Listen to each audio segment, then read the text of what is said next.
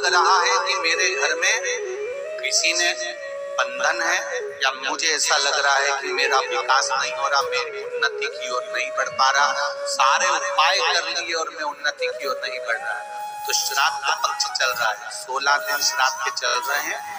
जितने दिन निकल गए निकल जाने दो।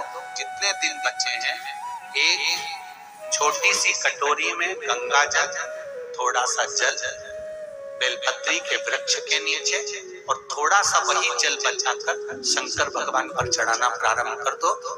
ये 16 दिन निकलेंगे, आपको खुद नवरात्रि में अंतर मालूम पड़ जाएगा कि उन्नति की ओर बढ़ना प्रारंभ करा कि नहीं करा।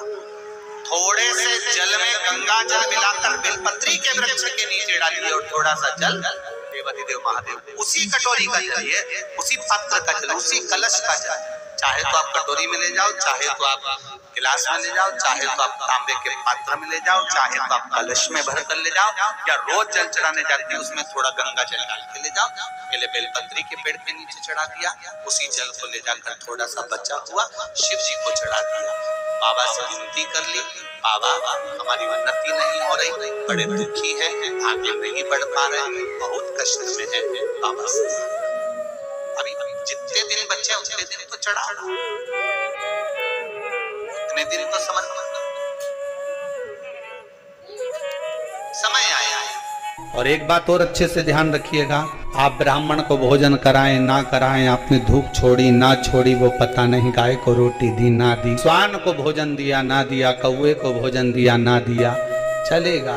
पर अमावस्या के दिन पितृपक्ष समाप्त हो, उस दिन प्रदोष काल में, प्रदोष के समय पर, शाम के समय पर जाकर किसी भी नदी, तालाब, बावड़ी, कुआं, कहीं ना कहीं जो आपके पास में हो, वहां पर एक घी का दिया, बत्ती का मुंह दक्षिण की ओर कर कर अवश्य जला कर जाना, सारे पितृ दोष समाप्त हो जाएगा। गांव में आपके नगर में हो, वहां जाकर लगा। अगर नदी, तालाब, बावड़ी, कुआं नहीं है तो पीपल का वृक्ष हो या बेलपत्री का वृक्ष हो या बट का वृक्ष हो, उसके नीचे लगा दो प्रदोष काल में। पर अमावस्या के दिन लगाएं जरूर। क्यों?